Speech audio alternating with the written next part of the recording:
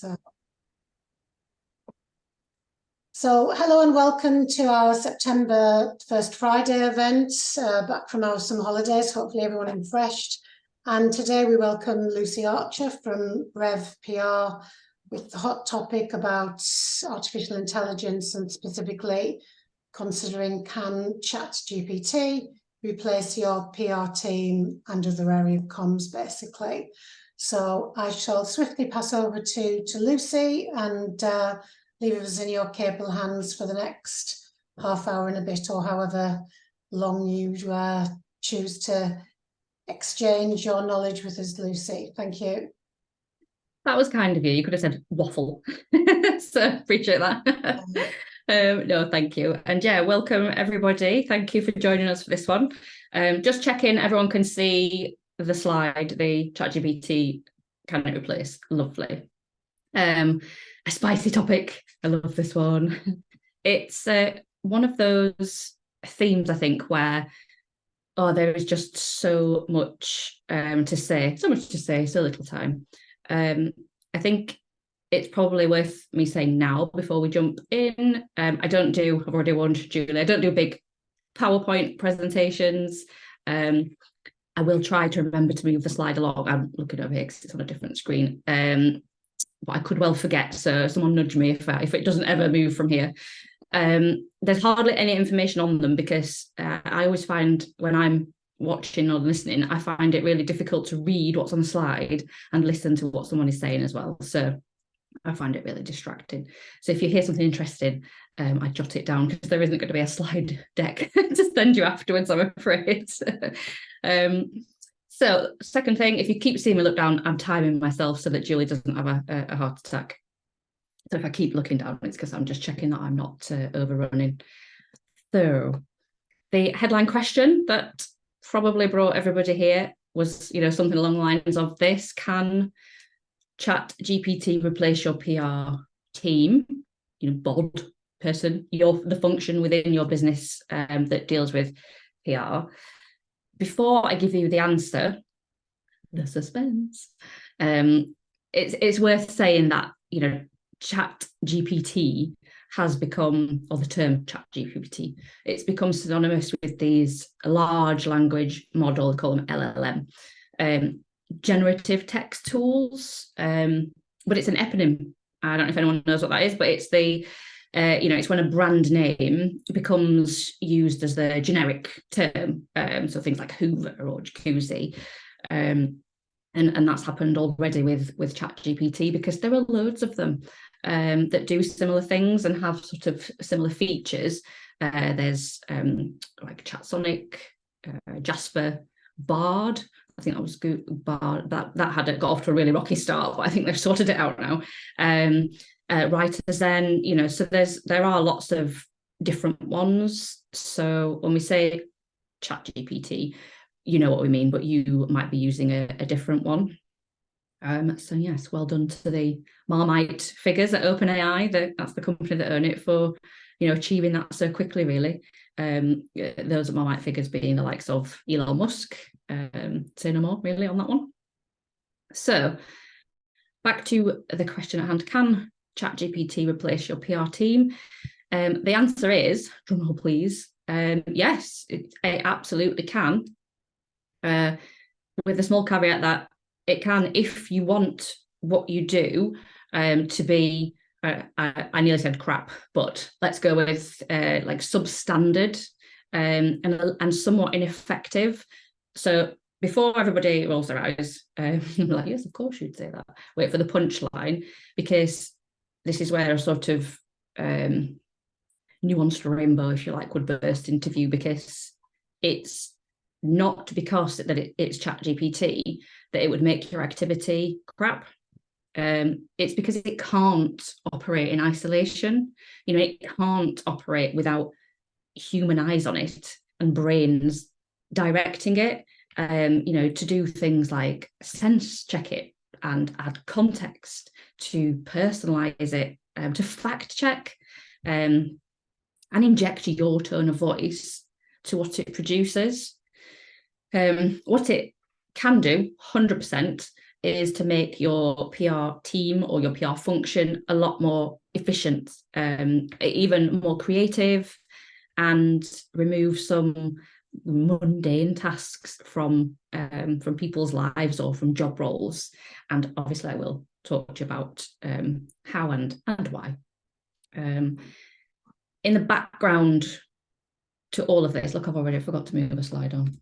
Anyway, yes, but in the background to all of this, I think it's important as well to say there are some pretty enormous conversations around security and ethics to be had. I am categorically not the authority on either, but I would be really interested to hear what everyone else thinks towards the end of this session. I'll tell you my thoughts and feelings for sure. I just don't think it's ever going to be something that is fully untangled. At present, the AI industry in the UK, it is completely unregulated. We are so far in now that I don't think any regulatory body is going to be able to get a handle on it. A lot like social media, the big tech companies are going to be the ones who are in charge, not the lawmakers, which I think is a bit terrifying. So I've tried to split the discussion topic into some sensible sections.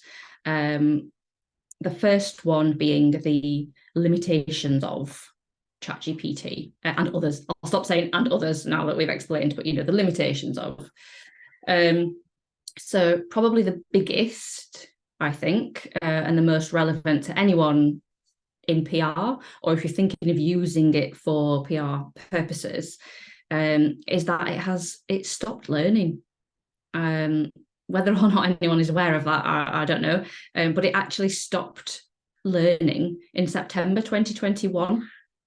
So it actually has zero knowledge of world events since then. It is not capable of learning or acquiring new information beyond that point. And when you think about what that means for researching or writing content like press releases, I mean, that's quite the drawback. I know some people think it's great and use it for things like drawing up contracts and template documents outside of PR remit, obviously. And again, it's great for that, provided nothing in those areas has changed since 2021. So, because world, has no current knowledge of world events, and that just doesn't mean news. It means, updates to legislation, to law, regulation, governments, economic statistics, financial markets, environment, natural disaster, the list goes on. It doesn't know about the current cost of living crisis. It doesn't know that Russia invaded Ukraine. What else has happened? Oh, it thinks Boris Johnson is the Prime Minister. It doesn't know the Queen is dead. So, that's timely for today, isn't it? It's 1 year on today. But, and I understand I'm using these blatantly obvious sort of general knowledge things to illustrate the problem. We know instantly when we hear those things that something's wrong there. But usually we go looking for answers because we're writing about things that we need to seek clarity and confirmation on, or about topics in industries that aren't just general knowledge. So yeah, please just remember that it has stopped learning. It's not a search engine, because it wasn't even trained on all of the internet, just some of it. So you can't rely on it for complete, accurate information. And sometimes you can't rely on it to, not produce something that isn't going to make you look like a bit of an out-of-date fool. So yes, I would say that's a limitation. Another one is that it's quite repetitive. So it will openly tell you, it's very honest when you ask it, it will openly tell you that it has been designed to return text responses based on patterns and predictions. Really simplistically, it's not 100% accurate, but it's sort of a prediction engine as well. So it will return these patterns and predictions based on the information, again, that it was trained on. And it can only return content to you, meaning it can only write for you within the constraints of the specific conversation or task that you're having with it there and then. You open it up and it's a screen and you ask it questions or you give it prompts, and it can only talk to you within that stream. So it can't, unlike a person, it can't pull in mitigating information or draw on learning and context from outside of that job at hand. And then another limitation, this one cracks me up, honestly, but it makes things up.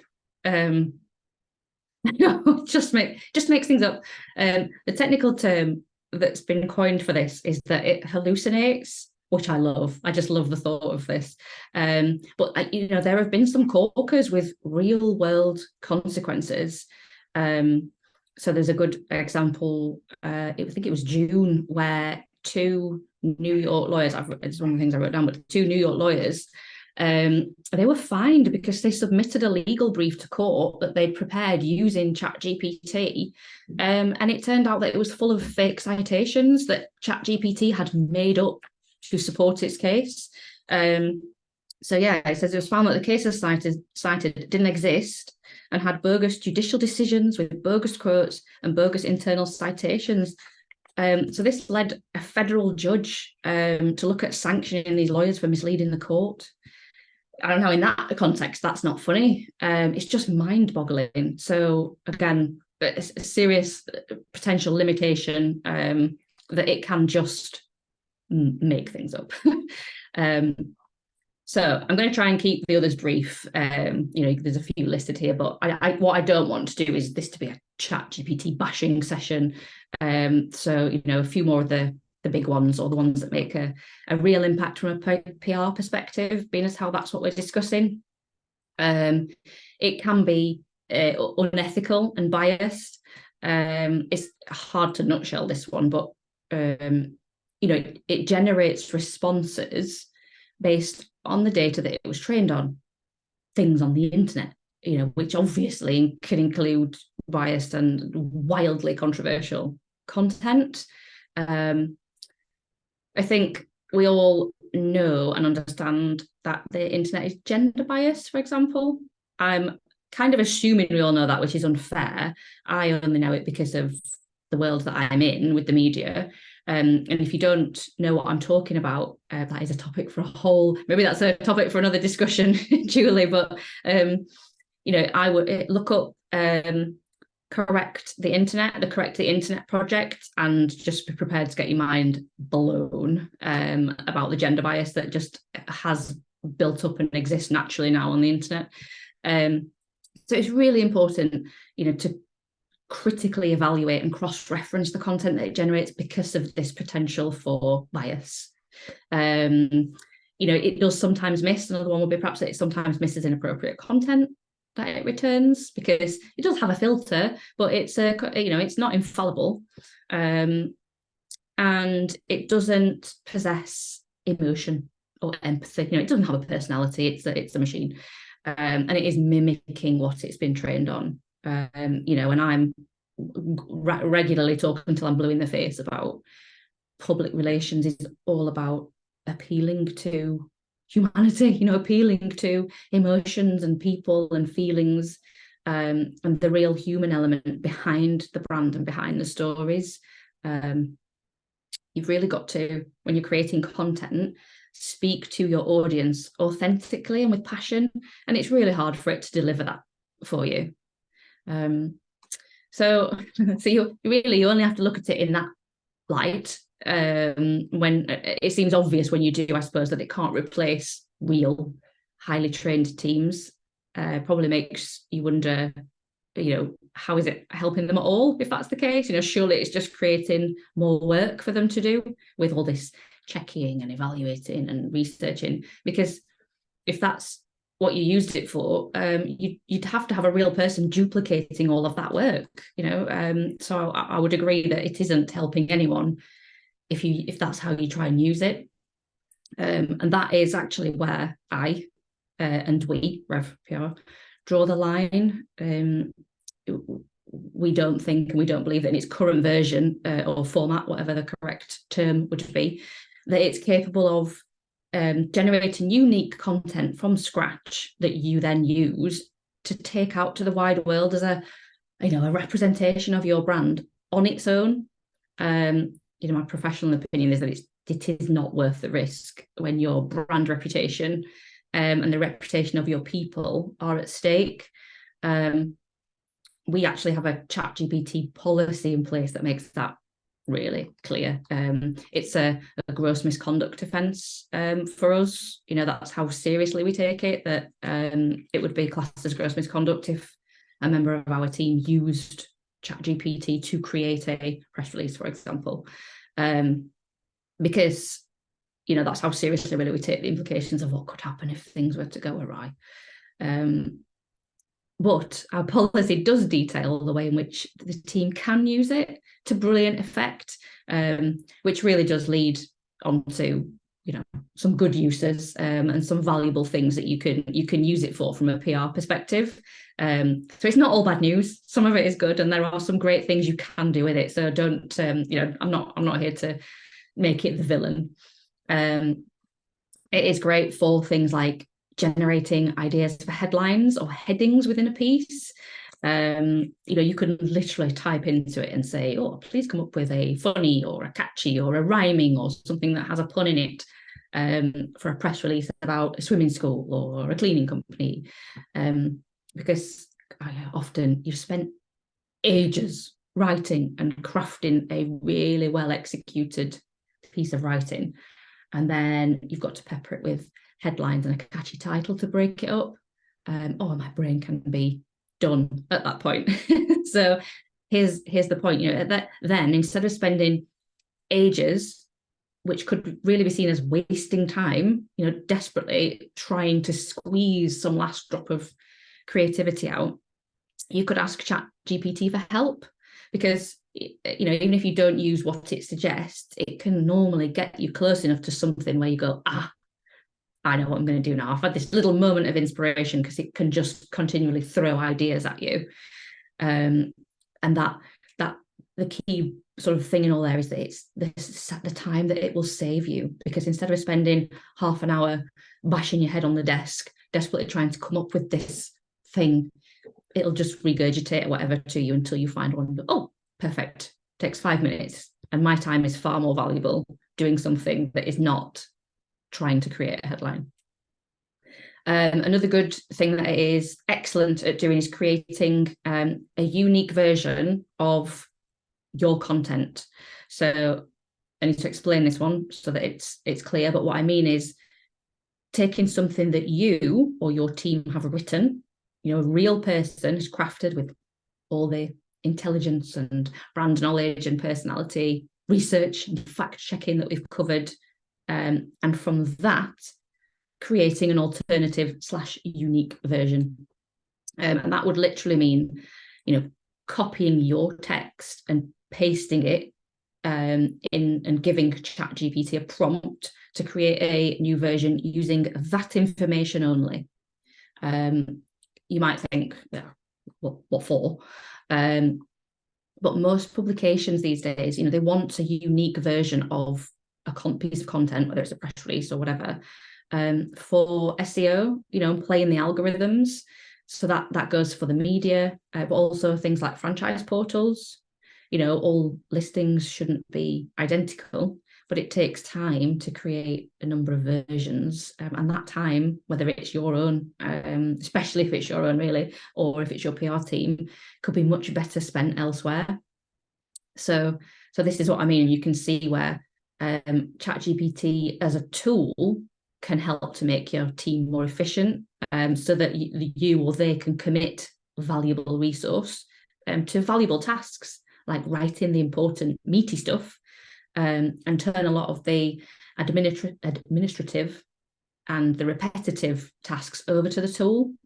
Obviously, I would hope everything I've said so far makes this bit obvious, but it is still imperative that the integrity of, especially for this creating a unique version, the integrity of your approved content isn't compromised. So any edits or modifications that it makes, you do still have to fact check, sense check as opposed to fact check, but it's much easier to check it when you've written the original yourself, and you've got the confidence in its original integrity as opposed to just starting from scratch. Another great use for it that will help a lot of people, I'm sure, is creating social media posts, again, from existing content. Hands up, whose enthusiasm dries up at mention of social media?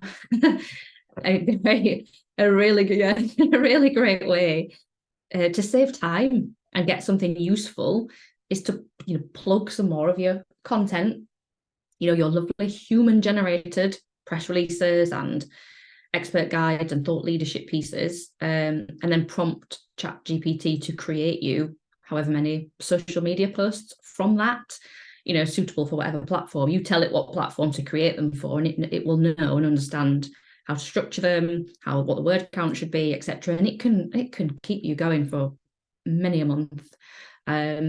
Obviously, again, still have to check to make sure they fall within your social media policy and those of the platform, but it is a fantastic time saver and well worth utilising for that. And I think another one would be historical research as a starting point. It's a bit more niche, but if you're confident that you are going to be referencing things that happened prior to 2021, it does happen, then it is worth asking what it knows, about a particular event or person, business, industry, whatever. Because at least then the point of this is that at least then you've got a starting point, you've got some facts to check and verify, rather than going looking for a needle in a haystack, which is what this sort of preliminary research can sometimes feel like. If you're thinking, okay, well, I'm going to ask, I want to try and look at trends in the industry, you can ask it some questions about a specific industry or date range or buying habits, whatever it might be, and it can give you some starting points to then go away and build something from on top of that. So we've covered limitations. I think there are a number of bigger limitations than there are the valuable uses, but from a PR perspective, there are both, certainly. But for me, I think we're still missing the point a little bit, because everything I've talked to you about so far are the pros and cons of utilizing ChatGPT to create content, which is brilliant. But the biggest issue is, for me, it's still glaringly obvious, which is that it can't pick up the phone and pitch out your stories to the media. It can't speak to a journalist. It can't interview a franchisee. Not yet, anyway, but I'm sure that's coming. But even if you've got it, and I suppose it's why PR teams, PR functions, whatever, yes, you have to have great talented writers in there, but you've also got to make sure you've got someone within your business who can pick up the phone and speak and sell in these stories to the media. And it doesn't matter, even if ChatGPT had no content creation limitations, still can't pick up the phone. So, oh look, I'm not moving along. There we go, biggest issue. That's what our biggest issue is. Back to the question, really, can it replace your PR team? It can't, but can you or your team use it to make life easier so that you can generate more personalized human content by offloading these mundane and administrative tasks to the AI tool? Yes, you 100% can. So at this point, I feel, okay, the question is answered, but the conversation isn't over by a long stretch. So I don't think that any public session like this, or even a private conversation really can or we shouldn't have them without being mindful of those wider considerations that I mentioned at the beginning. So if you take security and data protection as one, because it's the easiest in a sense, or the most straightforward, but it's been trained on data that includes information that could be classified as personal data. So who knows what that means for GDPR in the future? Are we at risk as business owners by utilising it? These are not the things that I have the answers to. I'm just sort of raising them and starting to talk about them to encourage you to consider it, I think, and look into it. I actually asked ChatGPT this morning before coming here what it does with any personal information we give it now, given that it's no longer learning. Does it keep it? Does it use it? What does it do with it? So I've printed it out. So here is what it said. Bear with me. At the risk of sounding patronising, I would really listen to this. So it said to me, whilst we take data protection seriously and implement security measures, we cannot guarantee confidentiality or prevent access by OpenAI or its affiliates for the improvement and training of our AI models. Please therefore refrain from entering any sensitive, personal or confidential information whilst using ChatGPT to ensure the privacy and protection of your data. Any content shared may be used for purposes such as model development, research and improvements. So make of that what you will. But that is what it told me itself. So, remember who owns it at the end of the day. I've already mentioned one of the names, but these huge technology companies are behind these, and data is their gold. So just be very wary of. Personally, that's what I think. We just need to be really wary of the data that we are really freely giving these collection tools. And then I think the other big debate really that's currently happening, and again, possibly it's something that being in a media and PR world that I'm more exposed to, is there's a huge debate around ethics from a copyright and intellectual property sort of perspective, fair compensation, IP infringement. So there's a possibility that some pretty big breaches have already happened or are happening because like I said, these things are trained on vast amounts of work. So when you think about what that includes, yes, it's websites and news articles, blogs and forums, but it's books as well, fiction and non-fiction, encyclopedias, research papers, academic papers, scientific papers, even conversational data between internet users in chat rooms. And nobody has been asked for their permission. So like no author, no creative brand owner or individual owner, no one's been asked for their permission for this thing to be trained on their work or for their work to be used, let alone compensated for it, and essentially it is a huge moneymaker. You buy a subscription already to use it, and in the future it's obviously going to be dominating the marketplace, and it is going to be making a hell of a lot of money for the people who have profited from other people's works. So it's a really, again, I don't have the answer, but I think it's another really interesting discussion topic that we should think about. Where do we draw the line? And I personally think it's a bit of a slippery slope, and definitely something that we could chat about, I'm sure. So for now, that really is all I'm going to say. Oh, I've messed us up a little bit. There we go. My 3 takeaways for today, really, that I think are the most important is, yes, do use ChatGPT because it can be great for some efficiency gains, and it can really help save you time and make your team more effective. So use it within your existing PR function because it cannot stand on its own 2 feet. Number two would be that if you do choose to use it, or if you already are, please have a policy in place, for the sake of your staff and your clients, and in the future, potentially your insurance. And then number three would be just discourse. I think we should really not bury our heads in the sand and have conversations about AI and how we use it, and are we going to use it, and where are we using it, and because I don't want anybody to be frightened of it, and I think we can use it to our advantage if we do it sensibly, but we have to keep talking about it, so we've got to keep it on the agenda because it's not going anywhere.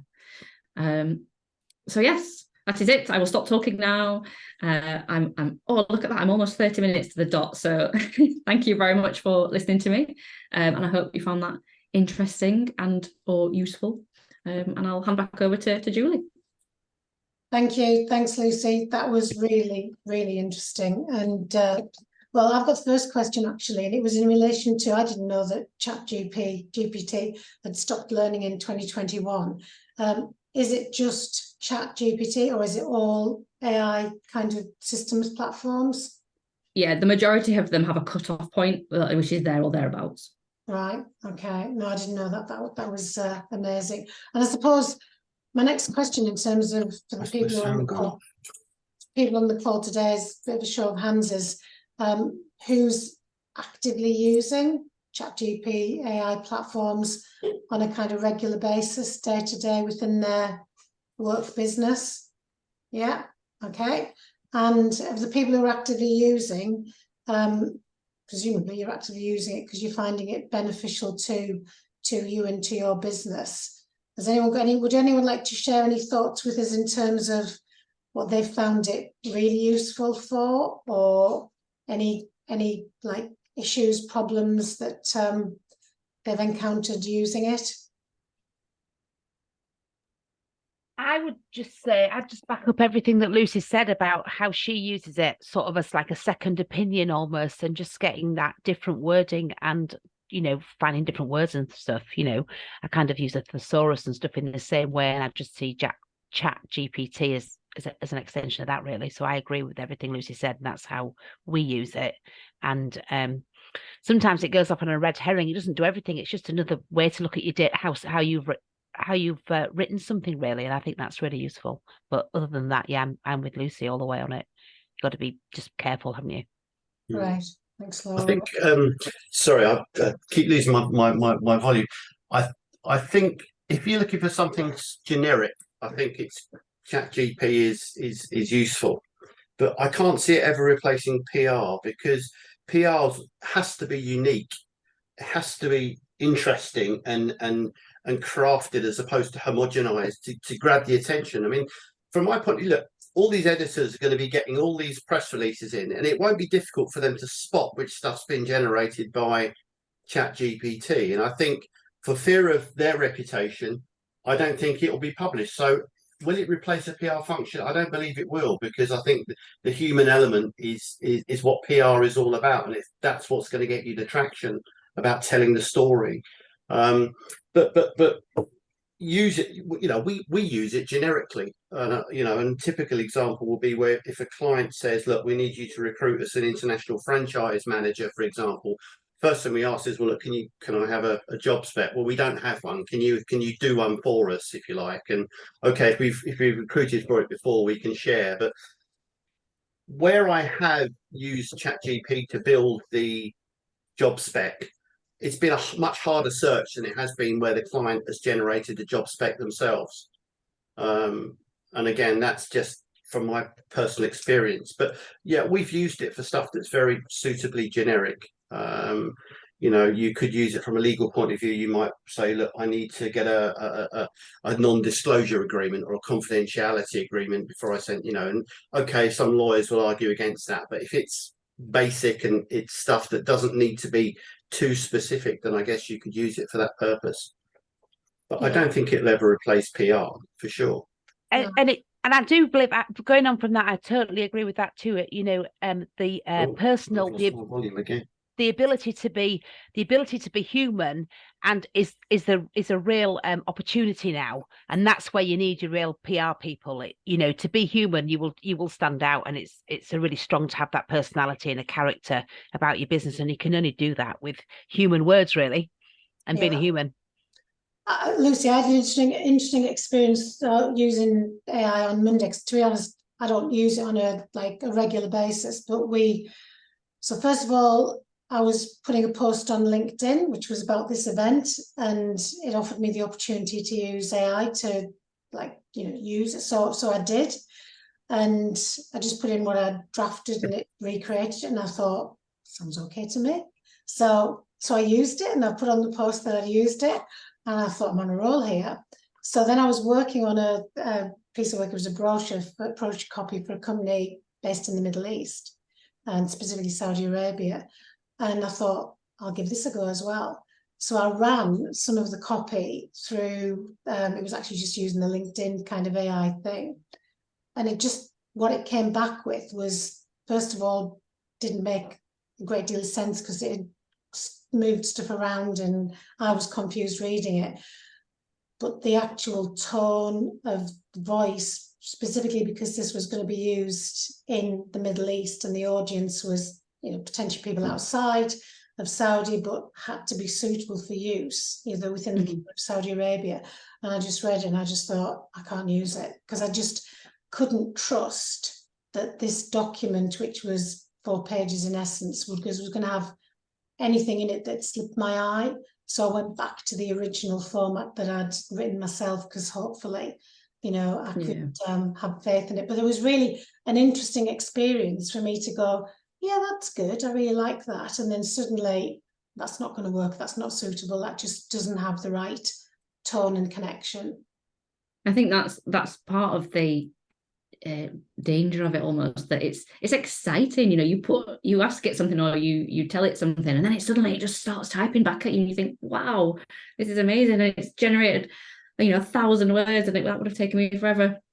But then when you start to pull it apart and analyze it, that's where this, part of what it does is it predicts what the next word should be based on what it's written before, and it compares that to this huge volume of data that it was trained on. So it's predicting what the next word should be every time, which is why it doesn't always make sense, or it can get repetitive. But some of it, it doesn't live up to scrutiny, which is a shame. But it's still in its infancy, really. Yeah, it has limitations like everything. So great, thank you. Karen, do you have anything that you'd like to ask Lucy while we're here? No, it was really interesting. I use it in my business, but just kind of for social media posts and stuff, just to what's quite good is to put in like a social media post and then just say, give me 5 ways to write this differently. Something else that's quite valuable is just to remember it's American spelling, so people can get caught out quite easily on that. Yeah.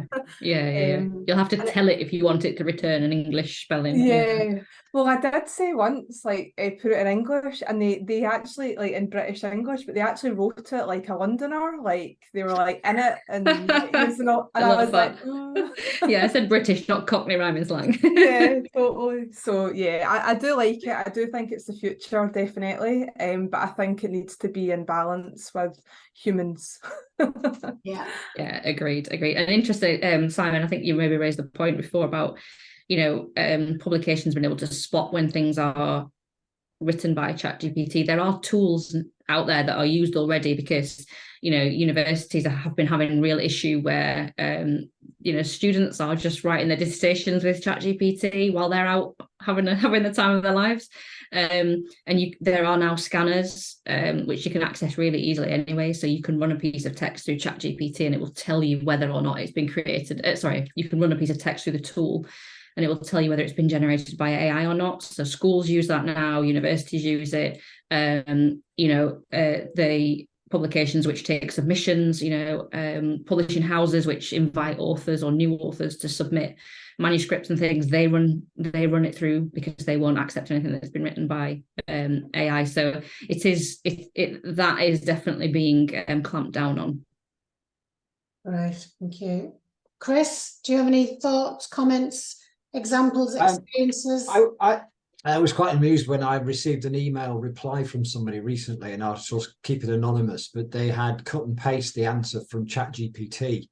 So it came across with the boxes as well, rather than Oh no. yeah, so it was blatantly obvious from ChatGPT, and it was a very flowery kind of answer. You know, you really, where I've used it to do, say, a price increase letter, just to give me some inspiration to change that letter around, because it gets a bit boring to clients every 12 months.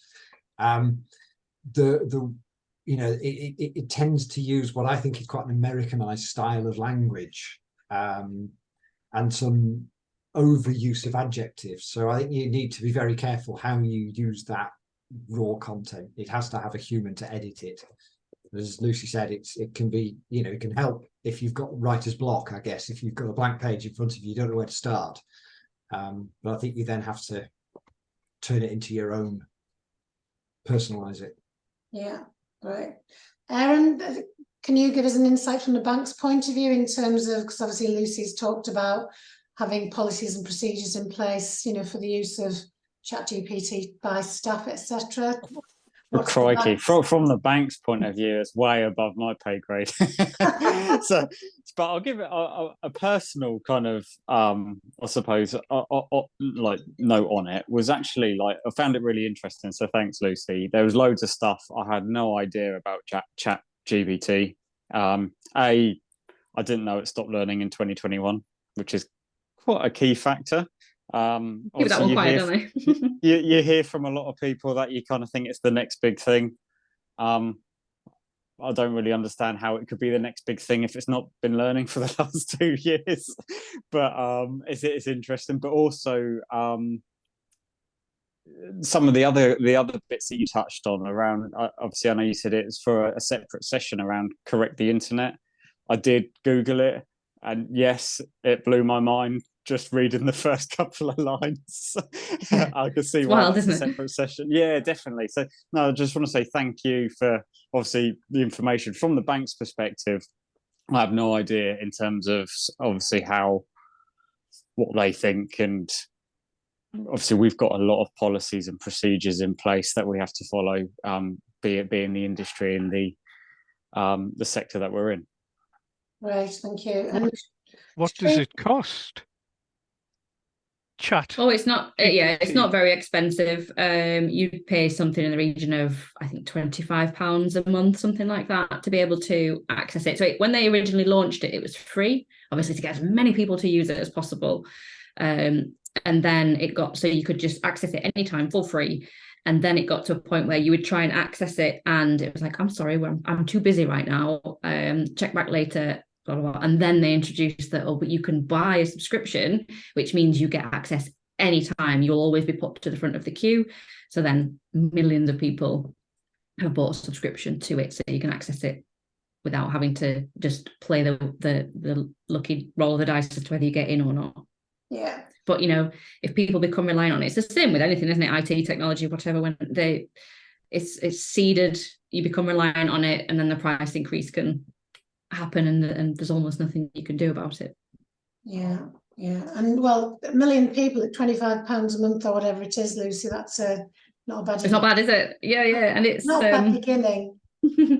That's why I say it's tricky. I find the topic of any sort of compensation or even citations for the people whose work have been used to educate it is a tricky one for me. Yeah. Katrina, I think you're back, but you've said you're keeping your camera off, which is great. Have you got any thoughts, points to share with us regarding the kind of legal aspects of using ChatGPT in the franchise sector? Hi, I am here now. I heard literally just first 5 minutes of the presentation, which I was loving. I thought it was really interesting. You know, it's the big talk of the moment, and so I think my camera on as me doing actually looking at. So much we're gonna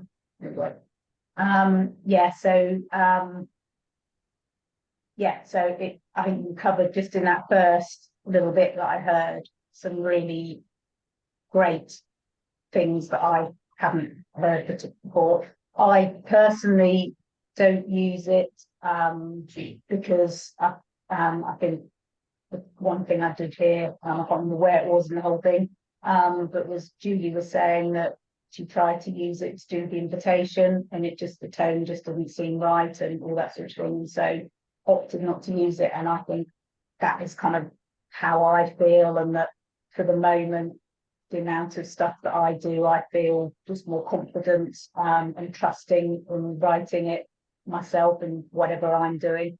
And then, yeah, there's just a bit of a nervousness. I think the last thing I heard just as I was leaving was the bit about the court case whereby it had used stuff information that it made up, which I had heard before, and which I've forgotten. But I was like, it's that kind of thing that's worrying. The fact that if you are using it and you are fact checking everything that you are writing, then that's one thing.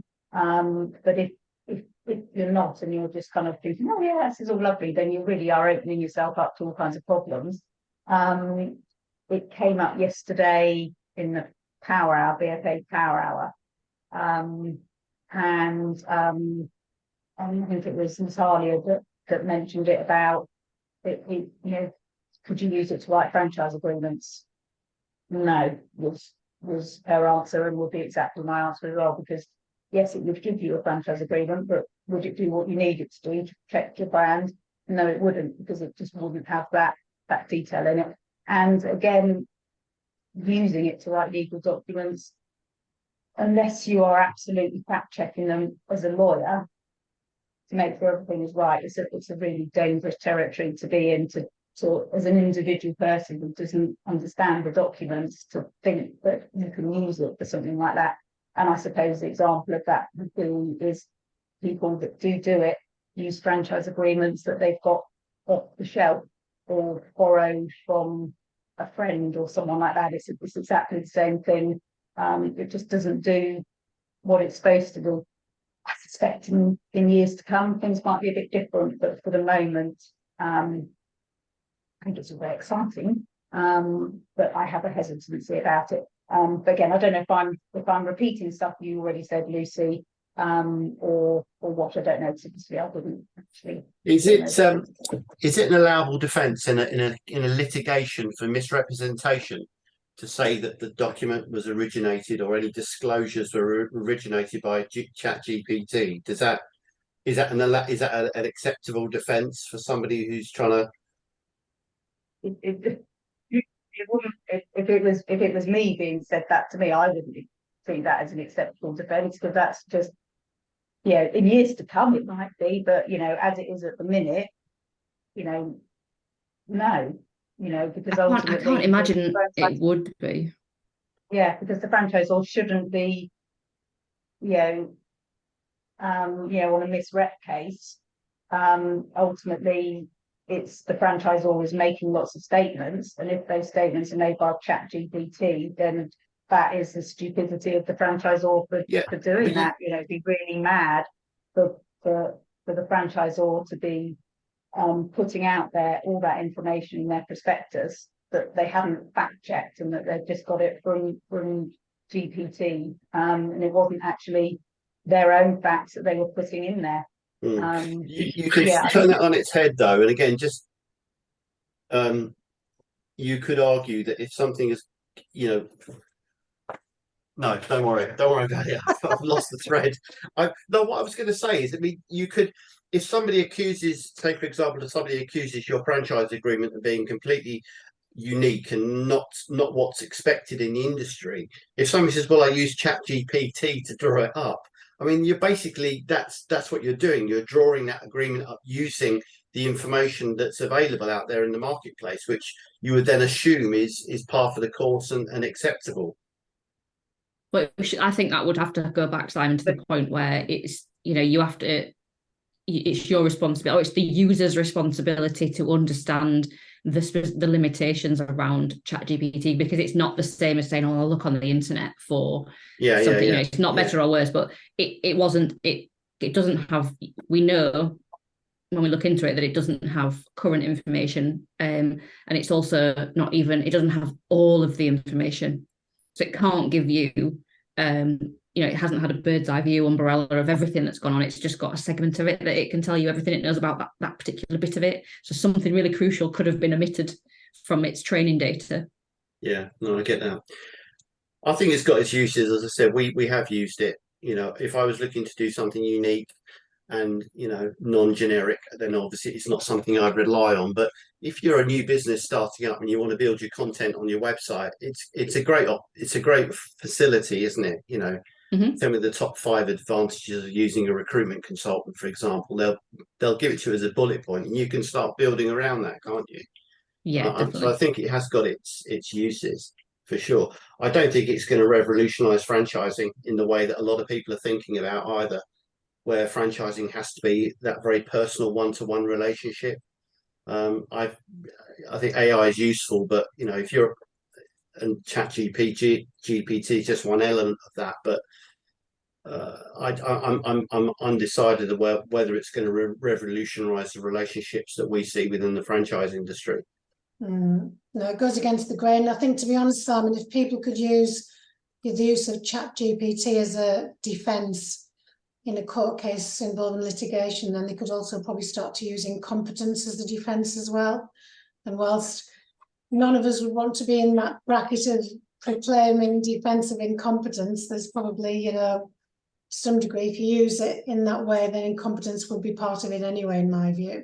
But again, based upon my experience, literally on Monday, just the short use was brilliant, just short and sharp and putting something together, read through it quickly. Yeah, it's fine.